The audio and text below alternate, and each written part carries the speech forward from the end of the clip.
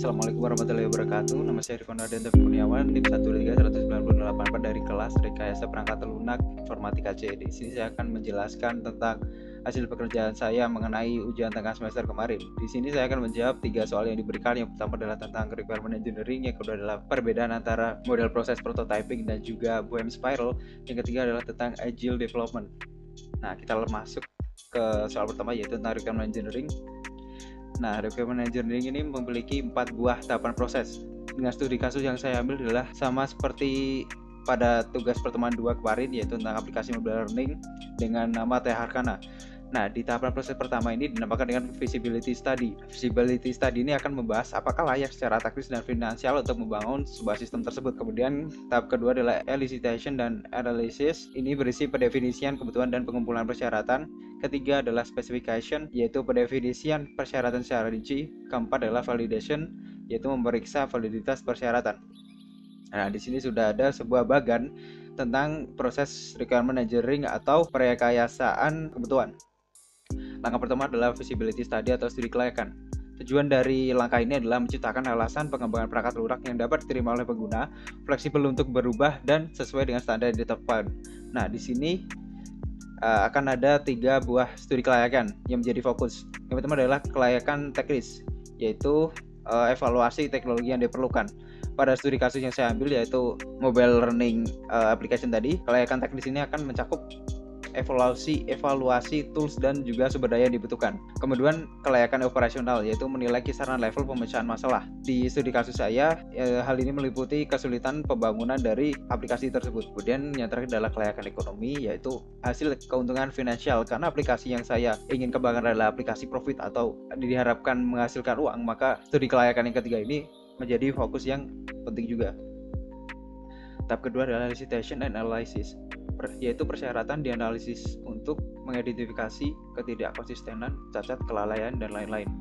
Nah, di sini saya mengambil 4 buah masalah elisitasi dan analisis. Yang pertama adalah pengguna seringkali tidak tahu apa yang mereka inginkan. Nah, yang harus developer lakukan adalah membantu pendefinisian persyaratan.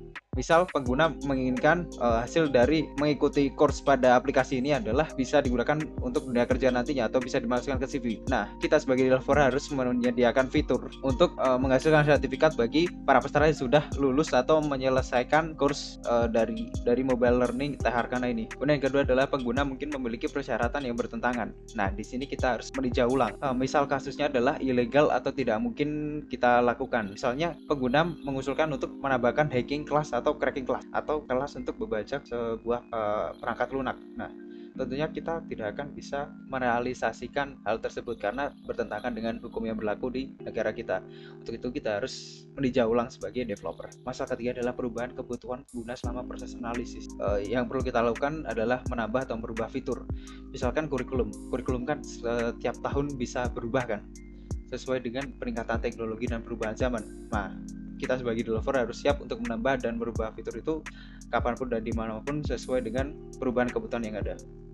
Nah, terakhir adalah pengguna mengungkapkan persyaratan dalam istilah mereka. Nah, maksudnya adalah karena pengguna ini adalah seorang manusia yang bisa dikatakan awam. Nah, mereka dalam mengungkapkan persyaratan atau yang kebutuhan mereka mengungkapkannya dengan bahasa mereka sendiri atau dalam istilah mereka. Nah, untuk itu kita harus masuk ke tahap selanjutnya atau tahap spesifikasi untuk menemukan solusinya. Tahap ketiga adalah spesifikasi, yaitu pendefinisian secara rinci mengenai persyaratan yang telah dianalisis. Nah, pendefinisian persyaratan ditulis dalam bahasa teknis sehingga dapat dipahami dan bermanfaat bagi tim pengembang. Nah, model yang digunakan pada tahap ini antara lain ERD, data flow diagram atau DFD, diagram dekomposisi fungsi atau DD, kamus data, dan lain-lain. Nah, berikut sudah saya berikan ERD atau diagram ER yang di sini memiliki 4 buah entitas, yaitu course, learning object, browsing history, dan learners. Di mana tiap-tiap course ini memiliki atributnya sendiri dan juga key atributnya sendiri. Di mana key atribut course yaitu course ID, learning object LOID, browsing history ID, learners yaitu learner ID. Kemudian kita masuk ke tahap terakhir, yaitu validation. Setelah spesifikasi persyaratan dikembangkan, persyaratan tersebut perlu divalidasi lagi, mengingat kemungkinan pengguna menuntut solusi yang ilegal dan tidak mungkin seperti tahap kedua tadi ya, atau para ahli yang salah menafsirkan kebutuhan atau salah dalam proses spesifikasi tahap ketiga tadi. Nah, teknik yang bisa digunakan antara lain adalah pertama, tinjauan atau inspeksi persyaratan, yaitu kita menilik ulang antara kebutuhan dan perhitungan yang telah kita lakukan. Kemudian teknik kedua yang bisa kita lakukan adalah pembuatan prototipe.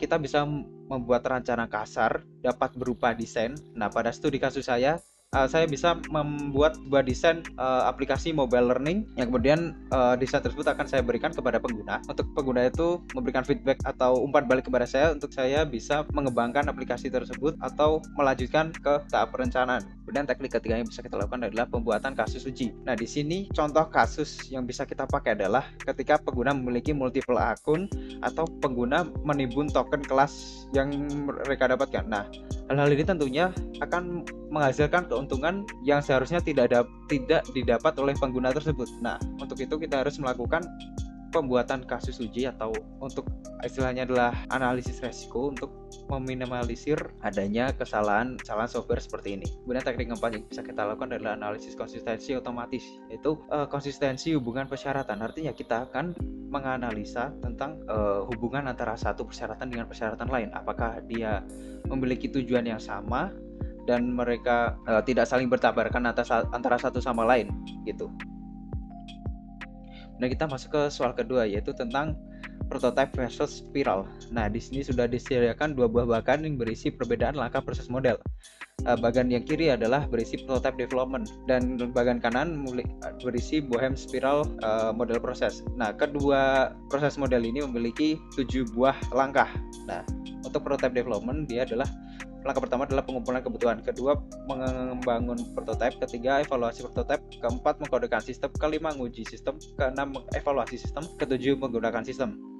Sedangkan pada bohem spiral yang pertama adalah komunikasi pelanggan, kedua perencanaan, ketiga analisis resiko, keempat perekayasaan, kelima pembangunan, keenam perilisan, dan ketujuh evaluasi pelanggan. Nah, kita bahas dulu dari prototype development. Nah, di sini pengguna hanya dilibatkan pada perencanaan atau pengumpulan kebutuhan dan juga feedback atau tahap evaluasi, yaitu pada tahap pertama, ketiga, dan keenam. Kita baca dulu dari tahap pertama, yaitu pengumpulan kebutuhan. Di sini tentunya harus melibatkan pelanggan yang sebagai pemegang kekuasaan atau pemangku jabatan dari proses pembuatan aplikasi ini.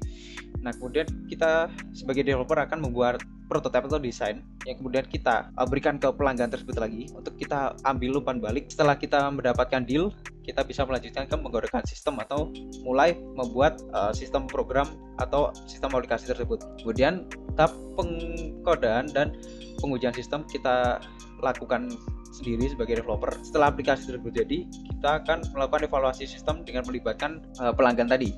Nah, kemudian jika ada evaluasi, maka kita akan memperbaiki dari program yang sudah jadi tersebut dan kemudian kita bisa menggunakan sistem. Nah, sedangkan pada bohem spiral, kita komunikasi pelanggan pada tahap pertama ini menjadi kunci dari semua tahap yang lain. Nah, misalnya kita masuk ke perencanaan. Nah, perencanaan ini tentunya akan melibatkan pelanggan. Kemudian dari perencanaan ini kita akan menganalisis resiko yang mungkin terjadi. Analisis resiko ini selain kita membutuhkan pakar, kita juga harus melibatkan pelanggan, di mana harus terjadi kolaborasi atau kesinambungan antara ketiga orang tadi, antara developer, pelanggan, dan juga pakar tadi. Nah, jika analisis resiko ini menemukan sebuah celah, maka kita kembali ke tahap pertama, yaitu komunikasi pelanggan. Kemudian kita lakukan perencanaan lagi, kita lakukan analisis resiko lagi, kemudian kita baru masuk ke perekayasaan. Perekayasaan ini adalah prototyping atau pembuatan desain. Nah, pembuatan desain ini kita sebagai developer akan membuat beberapa buah representasi dari desain aplikasi mobile tersebut. Yang studi kasus saya ambil adalah aplikasi mobile learning TR Kana tadi. Nah, kemudian kalau perekayasaan ini sudah jadi, beberapa representasinya kita kembalikan lagi ke komunikasi pelanggan. Nah, setelah komunikasi pelanggan, mereka bisa memberikan usulan atau tambahan mengenai desain yang sudah kita buat. Nah, kemudian kita akan masuk ke perencanaan lagi, kita analisis resiko lagi, dan langkah tersebut kita lakukan sampai selesai. Nah, jadi setiap langkah di sini akan berhubungan dengan komunikasi pelanggan. Jadi dia selalu diulang-ulang begitu terus. Nah, dapat disimpulkan dari perbedaan-perbedaan tadi, kita bisa membuat perbedaan utama yaitu berupa 3 buah, yaitu peran pengguna, perubahan kebutuhan, dan analisis resiko. Untuk peran pengguna, untuk prototipe hanya pada tahap perencanaan dan umpan balik, sedangkan spiral ada di setiap tahap. Untuk perubahan kebutuhan, untuk prototipe, jika ada perubahan kebutuhan, prototipe akan menganalisis dan merencanakan ulang. Jadi dia akan membangun ulang aplikasi atau software tadi dari benar-benar awal, dari perencanaan bersama pelanggan hingga kebutuhan tersebut terpenuhi dan jadi aplikasi versi terbarunya begitu. Sedangkan spiral, kita hanya perlu mengembangkan rancangan yang sudah ada. Kenapa bisa begitu? Karena spiral tadi dia berulang-ulang kan. Jadi analisis dan perancangan itu sudah dilakukan pada setiap tahap. Jadi sudah diperhitungkan dengan matang. Jadi ketika ada perubahan kebutuhan, kita tinggal mengembangkan rancangan yang sudah ada tanpa perlu melakukan analisis ulang begitu. Kemudian untuk analisis resiko, pada model prototipe tidak ada, sedangkan pada spiral itu ada, yaitu sebelum perancangan. Nah, analisis resiko ini sangat penting. Gunanya untuk apa? Gunanya untuk mencegah adanya kesalahan atau kerusakan sistem seperti bug atau adanya sistem down atau tidak support pada beberapa device dan lain-lain begitu. Nah, untuk itu kita perlu menganalisis risiko agar kita dapat meminimalisir kerusakan yang mungkin terjadi pada aplikasi ini. Nah, kemudian akan saya tampilkan sebuah contoh real prototype development, yaitu aplikasi sistem akademik sekolah. Nah, berikut adalah detail kasusnya, yaitu sistem akademik yang berjalan di Sekolah Menengah Pertama Negeri 20 Bandung. Kemudian contoh real buah Spiral adalah aplikasi identifikasi sidik jari. Nah, di sini detail kasusnya sudah dijelaskan mulai dari latar belakang, definisi sidik jari, hingga tujuan dari pembuatan aplikasi ini, yaitu untuk mengidentifikasi apakah sidik jari tersebut asli dari jari seseorang atau bukan gitu. Dan kita masuk ke soal ketiga, yaitu prinsip metode agile. Nah, pengertian dari metode agile ini pengembangan perangkat lunak yang adaptif dan responsif terhadap perubahan-perubahan yang terjadi selama prosesnya.